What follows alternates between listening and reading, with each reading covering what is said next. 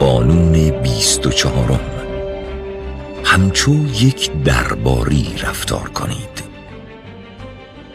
بخش اول. داوری. یک درباری تمام عیار در دنیایی کار و زندگی می کند که همه چیز حول محور قدرت و تیزبینی سیاسی می چرخد. او در هنر رندی استاد شده است، چاپلوسی می کند، تسلیم بالادستی ها می شود، اما در نهایت به شیوهی که خوشایند افراد باشد به طور غیر مستقیم بر آنها قدرت می راند. قوانین درباریان را بیاموزید و به کار بگیرید. در این صورت هیچ محدودیتی برای میزان پیشرفتتان در دربار وجود ندارد. جامعه دربار. اینکه ساختار جامعه دربار پیرامون قدرت شکل می‌گیرد در حقیقت ماهیت بشر است. در گذشته دربار حول محور حاکم می‌چرخید و وظایف زیادی داشت. درباریان علاوه بر سرگرم کردن حاکم باید سلسله مراتب خانواده سلطنتی، نجیب زادگان و طبقات بالا را یکپارچه می ساختند و نجیب زادگان را مطیع و حامی حاکم نگه می داشتند و بر آنها نظارت می کردند. دربار به روش‌های مختلف به قدرت اصلی یعنی حاکم خدمت رسانی می کرد. اما فراتر از هر چیز به شکوه حاکم کمک می کرد و در پی جلب رضایت او بود. درباری بودن بازی خطرناکی بود. مسافری عرب در قرن 19 به دربار دارفور در سودان امروزی می رود و در تعاریفش از آنجا با تعجب می نویسد که درباریان آنجا مجبور بودند هر کاری که سلطان انجام می داد تقلید کنند. مثلا اگر سلطان زخمی می شد آنها هم می افتادند. چون این رفتارهایی در دربارهای دیگر نقاط جهان نیز وجود داشت. آنچه بسیار خطرناک بود، ناراحت کردن حاکم بود و یک رفتار اشتباه منجر به مرگ یا تبعید میشد. درباری موفق کسی بود که مانند یک بندباز ماهر تعادل خود را روی طناب حفظ کند، حاکم را راضی نگه دارد و نه بسیار چاپلوس و نه بسیار خودسر به نظر آید و تلاش کند خود را از دیگر درباریان متمایز نگه دارد، اما نه آنقدر زیاد که حاکم احساس خطر کند. در طی تاریخ درباریان بزرگ در علم بازی دادن مردم ماهر بودند. آنها کاری می‌کردند که پادشاه بیشتر احساس پادشاهی کند و بقیه را از قدرت خود می‌ترساندند. در ضمن در تظاهر کردن استاد بودند و می‌دانستند که در دربار بیشتر قضاوت‌ها بر اساس ظاهر است. درباریان بزرگ در ظاهر مؤدب و خیرخواه هستند و خشونت خود را پنهان و غیر مستقیم نشان می‌دهند. آنها سخنورانی ماهر نیز هستند و هرگز بیش از حد حرف نمی‌زنند و موجب لذت دیگران هستند. به همین دلیل همه می‌خواهند پیرامون درباریان باشند، زیرا آنها بلدند بی آنکه تملق کنند یا خود را تحقیر کنند دیگران را راضی نگه دارند. درباریان بزرگ تاج سر پادشاهند و از مزایای آن جایگاه برخوردار می‌شوند. در نهایت نیز قدرت آنها بیشتر از خود پادشاه می‌شود، زیرا در کسب قدرت و نفوذ نابغه اند. امروزه بسیاری از افراد زندگی درباری را یادگاری ناخوشایند از گذشته می‌دانند. به قول ماکیاولی، آنها طوری از دربار حرف میزنند گویی آسمان، خورشید، عناصر طبیعت و افراد حاکم همه چیز از جمله نظم و ترتیب و قدرت آنها را در دست گرفته بود. شاید در روزگار کنونی پادشاهی که خود را خورشید بداند وجود نداشته باشد، اما هنوز افراد زیادی هستند که باور دارند اگر خودشان خورشید نیستند، خورشید به دور آنها میچرخد. شاید دربار سلطنتی امروز مفهوم قبل را ندارد، اما دربار و درباریان هنوز وجود دارند، زیرا قدرت همچنان وجود دارد. قوانین حاکم بر سیاست‌های دربار همان قوانین قدرت است و هیچ تاریخ انقضایی ندارد. در این صورت میبایست از درباریان گذشته و کنونی درس‌های بسیاری آموخت. قوانین دربار. قانون اول، از خودنمایی بپرهیزید. از زیادگویی درباره خود یا جلب توجه بیش از حد بپرهیزید. هرچه بیشتر در مورد کارهایتان صحبت کنید، شک و حسادت بیشتری برمی‌انگیزید و همین امر موجب دسیسه می شود. هنگامی که موفقیت‌هایتان را فریاد می‌کشید، مواظب باشید. حتی بیشتر از هر زمان دیگری احتیاط کنید و همیشه در مورد خودتان کمتر صحبت کنید. به طور کلی، تواضع مطلوب است. قانون دوم، از ترفند پشت گوش انداختن کارها بهره برید. هرگز طوری به نظر نرسید که سخت کار می‌کنید. طوری وانمود کنید که استعدادی ذاتی دارید. بگذارید دیگران شما را یک نابغه در نظر بگیرند، نه یک معتاد به کار. حتی وقتی کاری به زحمت زیادی نیاز دارد، طوری آن را نشان دهید که بی زحمت به نظر برسد. مردم ترجیح می‌دهند زحمت و رنج شما را نبینند، زیرا آن را نیز شکل دیگری از خودنمایی می‌پندارند. بهتر است کاری کنید که آنها از اینکه به خوبی از عهده کار برآمدید دهانشان باز بماند تا اینکه در حیرت بمانند چرا آنقدر زحمت می‌کشید. قانون سوم، در چاپلوسی زیاده روی نکنید. شاید به نظر می‌رسد که مقامات بالا دستتان به اندازه کافی مورد تملق و چاپلوسی قرار نمی‌گیرند، اما هر چیزی هر قدر هم خوب باشد، وقتی به طور افراطی استفاده شود، ارزشش را از دست می‌دهد و شک برانگیز می‌شود. بیاموزید که غیر مستقیم چاپلوسی کنید. برای مثال، کمک‌هایتان را به ارباب کم اهمیت نشان دهید تا اربابتان مطرح‌تر به نظر برسد. قانون چهارم، تمهیدات لازم را فراهم کنید تا دیده شوید. حق دارید، این یک تضاد است. از سوی نباید خود را بیش از اندازه بی‌پروا و جسور نشان دهید. از سوی باید کاری کنید که توجه دیگران به صورت غیر مستقیم به شما جلب شود. رسم در دربار لویی 14 این بود که هر کسی که پادشاه به او نگاه کند، فوراً در دربار ترفیع مقام می گرفت. اما جلب توجه پادشاه در میان انبوه درباریان کار ساده‌ای نبود. اصلاً شانسی برای پیشرفت وجود نداشت. موفقیت در این کار به هنرنمایی زیادی نیاز داشت. آنچه در درجه اول اهمیت وجود دارد، دیده شدن است.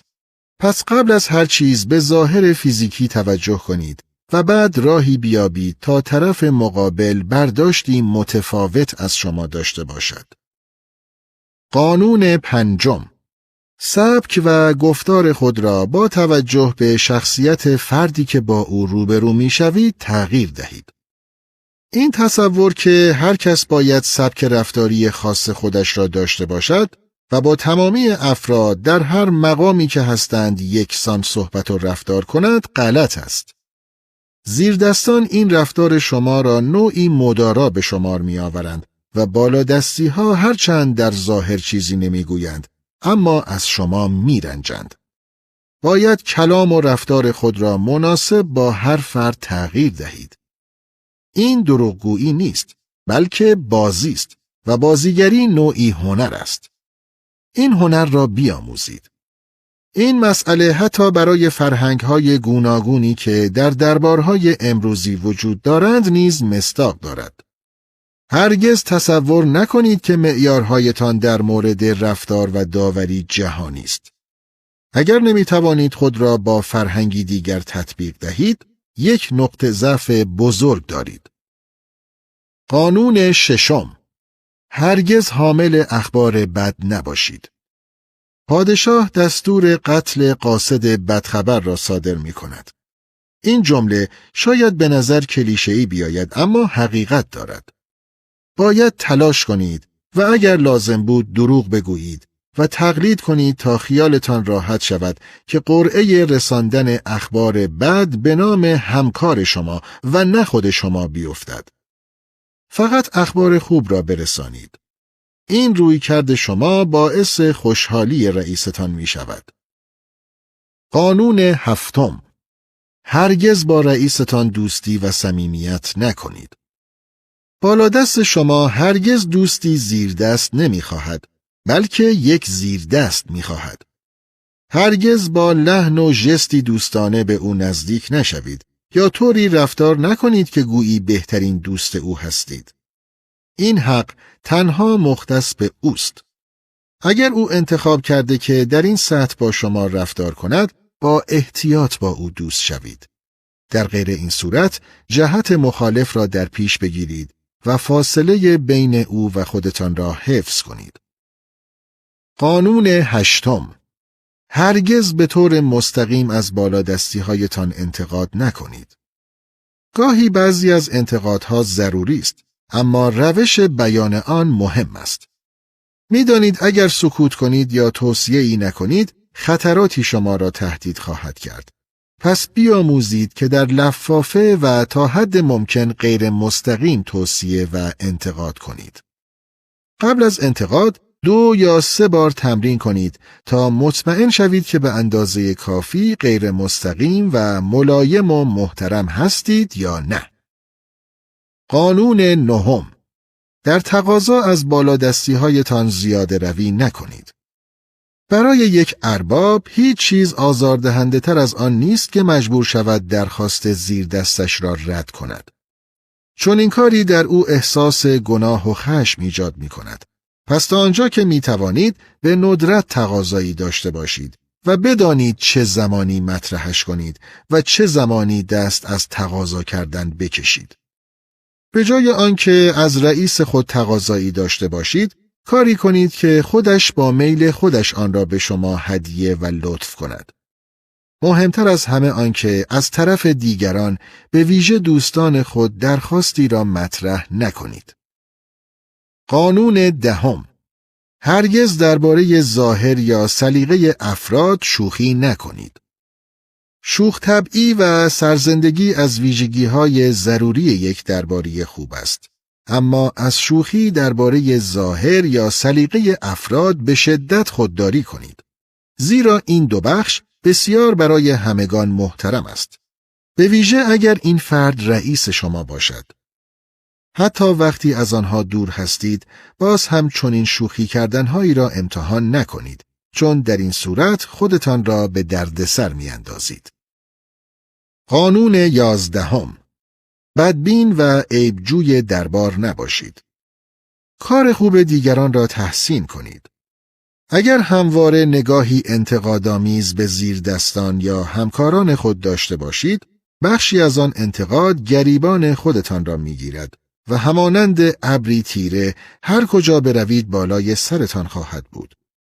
همه ما از این که سرزنشمان کنند بیزاریم، اما وقتی متواضعانه از دستاوردهای دیگر افراد تعریف می کنید، توجهها را به سوی خود جلب می کنید.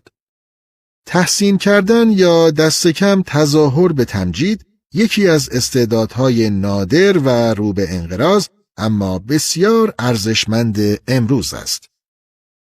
قانون 12: ناظر و داور خود باشید.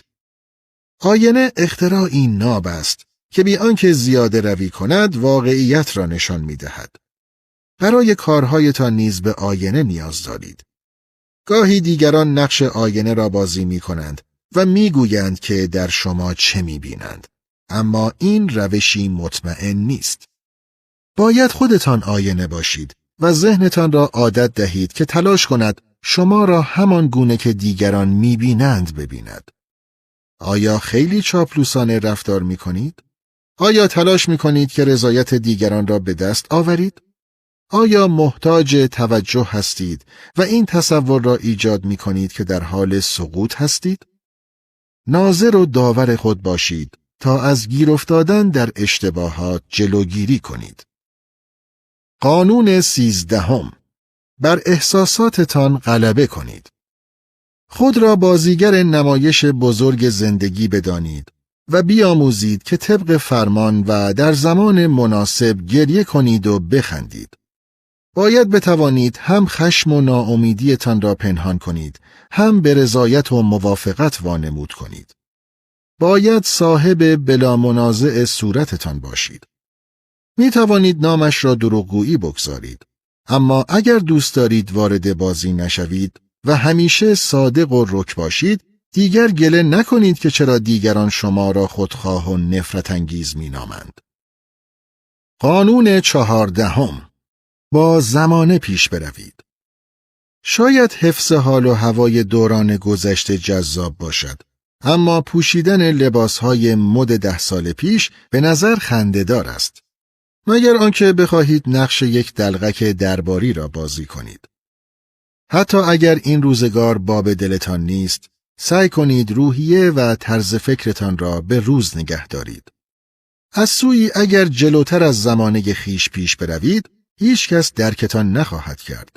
پس بهترین کار این است که با حال و هوای روزگار خود پیش بروید. قانون 15: منبع لذت و تفریح باشید. این موضوع مهم است.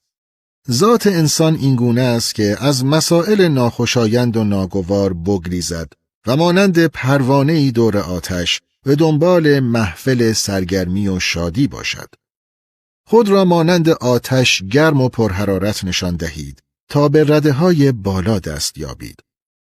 از آنجایی که زندگی مملو از حزن و اندوه است و لذت به متاعی نایاب تبدیل شده است، باید خود را به منبع لذت تبدیل کنید. البته قرار نیست همه ما نقش فردی محبوب را بازی کنیم، زیرا همه ما ذاتاً جذاب و شوخ‌طبع نیستیم، اما دست کم می توانیم خصوصیات ناخوشایندمان را مهار و در زمان لازم آنها را پنهان کنیم.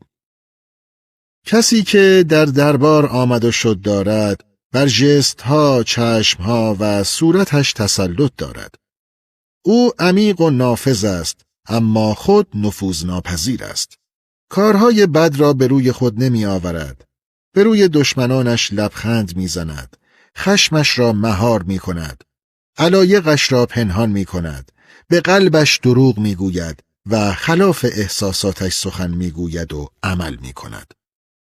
ژان دولاورویر زیسته در سالهای 1645 تا 1696. صحنه‌هایی از زندگی دربار، اعمال پسندیده و اشتباهات ویرانگر. صحنه اول: اسکندر کبیر فاتح حوزه مدیترانه و خاورمیانه تا هندوستان از داشتن معلم و مرشدی بالا رتبه چون ارسطوی کبیر بهره‌مند بود و در طی زندگی کوتاهش مرید فلسفه و آموزه‌های استادش بود. او یک بار به ارسطو گله کرد که در طی مبارزاتش هیچ کسی را نداشته تا با او درباره مسائل فلسفی صحبت کند. ارسطو در پاسخ پیشنهاد کرد که کالیستنز را که شاگرد سابق ارسطو و در حد خود فیلسوفی شایسته بود، در مبارزه بعدی با خود ببرد. ارسطو به کالیستنز مهارت‌های لازم را برای درباری شدن آموزش داده بود، اما مرد جوان در نهان آنها را به باد تمسخر می گرفت. او همواره به فلسفه ناب، کلمات بی پیرایه و صراحت اعتقاد داشت. کالیستنز معتقد بود اگر اسکندر آنقدر که ادعا دارد به یادگیری علاقه‌مند است، پس ابتدا باید بیاموزد که به عقاید دیگران احترام بگذارد. کالیستنز با این باور سرش را به باد داد. او در طی یکی از مبارزات اصلی اسکندر نظرات مخالفش را صریح به زبان آورد و اسکندر حکم مرگش را صادر کرد. تفسیر: در دربار صداقت بازی احمق هاست. هیچ وقت آنقدر در افکار خود غرق نباشید که فکر کنید اربابتان علاقه‌مند است شنوای انتقادهایتان باشد. صحنه دوم: پژوهشگران چینی ابتدای دوران سلطنت خاندان هان در حدود 2000 سال پیش مجموعه‌ای از نوشته‌ها را جمع آوری کردند و آن را 21 تاریخ نامیدند. این نوشته‌ها شرح حال رسمی هر خاندان را همراه داستان، آمار و ارقام مالیاتی و شرح جنگ‌ها به ترتیب تاریخ شامل می‌شد. هر تاریخچه شامل فصلی به نام رویدادهای غیرعادی بود و در آنجا در میان فهرست زلزله و سیل ناگهان با تعاریفی از عجایب خلقت مانند گوسفند دو سر، قازهایی که رو به عقب پرواز می‌کردند، ستارگانی که ناگهان در نقاط مختلف آسمان ظاهر می‌شدند و غیره مواجه می‌شدید. وقوع زلزله به صورت تاریخی قابل شناسایی بود، اما عجایب خلقت مانند انواع هیولاها و پدیده‌های طبیعی عجیب سؤال برانگیز بود، زیرا توصیف همگی یکسان بود. معنایش چه میتوانست باشد؟ امپراتور چین همواره از خود موجودی فراتر از طبیعت نشان داده بود. همه او را یکی از عناصر طبیعت به شمار می آوردند. در ضمن قلمرو پادشاهیش در مرکز هستی قرار داشت. همه چیز پیرامون او میچرخید و برای اطرافیانش تجسم تکامل جهان بود. انتقاد از او یا هر یک از کارهایش به معنای انتقاد از فرمان الهی بود. هیچ وزیر یا فرد درباری جرأت آن را نداشت که کوچکترین انتقادی در حضور امپراتور بر زبان آورد. اما خود امپراتورها بارها دچار لغزش می شدند و مردم سرزمینشان از اشتباهات آنها به شدت رنج می بردند. قرار دادن توصیفاتی از پدیده‌های عجیب خلقت در این کتاب تنها روشی بود که می توانست به پادشاهان هشدار دهد که مراقب رفتارهایشان باشند. امپراتور با خواندن مطالبی درباره قازهایی که به عقب پرواز کردند و قمرهایی که از مدار خارج شدند در میافت که به او هشدار داده شده است کارهایش توازن هستی را برهم زده است و به ناچار باید در روند خود تغییر دهد. تفسیر برای درباریان چین نحوه مشاوره به امپراتور مهم بود، زیرا در طی سالیان هزاران درباری به خاطر آنکه کوشیده بودند به اربابشان هشدار یا مشورت دهند جان خود را از دست داده بودند. پس یاد گرفته بودند برای آنکه در امان بمانند باید غیر مستقیم انتقاد کنند. با وجود این اگر بیش از حد هم غیر مستقیم انتقاد مطرح میشد، پادشاه به آنها توجهی نشان نمیداد. در نتیجه تاریخچه نگاری را به عنوان راه حل انتخاب کردند. با این روش هیچ کس منبع انتقاد شناخته نمیشد و آن توصیه غیر شخصی برداشت میشد، اما امپراتور را از اهمیت موقعیت آگاه میکرد. درست است که در روزگار کنونی رئیس و ارباب دیگر کانون هستی نیستند، اما هنوز تصور می‌کنند همه هستی به دور آنها می‌چرخد. پس وقتی از او انتقاد می‌کنید، فقط انتقاد کننده را می‌بیند، نه موضوع انتقاد را. اگر عاقل باشید، مانند درباریان چین راهی می‌یابید تا پشت هشدارهایتان ناپدید شوید. تلاش کنید از نمادها و دیگر روش‌های غیر مستقیم استفاده کنید تا بی آنکه سرتان را به باد دهید از مشکلاتی که به وجود می آید تصویری بکشید. صحنه سوم. معمار فرانسوی جولز مانسارت در اوایل حرفه خیش از طرف لویی 14 مأمور شد تا چند طراحی جزئی به کاخ ورسای بیفزاید. مانسارت باید برای هر طراحی طرح‌هایش را تنظیم می‌کرد و پس از اطمینان از اینکه تمام دستورهای لویی را مو به مو رعایت کرده، آنها را به سرورش تقدیم می‌کرد. یکی از درباریان به نام سنت سیمون روش مانسارت را در رویارویی با پادشاه اینگونه توصیف می‌کند: او با مهارت عجیبی نقشه‌هایی را به پادشاه میداد که از روی عمد ایراداتی کوچک در آنها وجود داشت. مثلا ایراداتی در باغچه و طوری وانمود میکرد که خودش از آنها چیزی سر در نمی آورد. سپس همانطور که منسارت انتظار داشت، پادشاه دقیقاً انگشت روی آن مشکل می‌گذاشت و راه حلی برایش پیشنهاد می‌کرد. در این لحظه منسارت با صدایی بلند و متعجبانه، طوری که همه بشنوند، فریاد می‌زد که خودش مشکلی را که پادشاه آنقدر ماهرانه یافته و حل کرده متوجه نشده بوده است. او هر بار با ظرافت از امپراتور تعریف و تمجید می‌کرد و به او ثابت می‌کرد که در پیشگاه پادشاه یک نوآموز است. منسارت با همین ترفند توانست در سن 30 سالگی حکم سلطنتی عالی رتبه‌ای دریافت کند. او از بسیاری از طراحان فرانسوی کم استعدادتر و کم تجربه تر بود، اما مسئولیت توسعه کاخ ورسای را عهده‌دار شده بود و از پس آن به خوبی برآمده بود. از آن زمان به بعد او پادشاه معماری لقب گرفت. تفسیر: منسارت به عنوان مردی جوان شاهد بود چه تعداد صنعتگر سلطنتی نه به دلیل بی استعدادی که به خاطر رفتارهای اشتباه موقعیت خوبشان را از دست دادند. پس تصمیم گرفت خودش دچار اشتباه نشود. او همیشه می‌کوشید لویی احساس بهتری نسبت به خود پیدا کند و در میان عموم و دیگر درباریان لویی را مردی مطرح‌تر و با ابهت نشان می‌داد. فکر نکنید برای موفقیت مهارت و استعداد کافی است. برای زندگی موفقیت آمیز در دربار، هنر درباری بیش از استعداد اهمیت دارد. پس هرگز آنقدر مشغول مطالعه نشوید که از تقویت مهارت‌های اجتماعی خود غافل بمانید. بزرگترین مهارت در میان همه آن است که بتوانید اربابتان را با استعدادتر از اطرافیانش نشان دهید.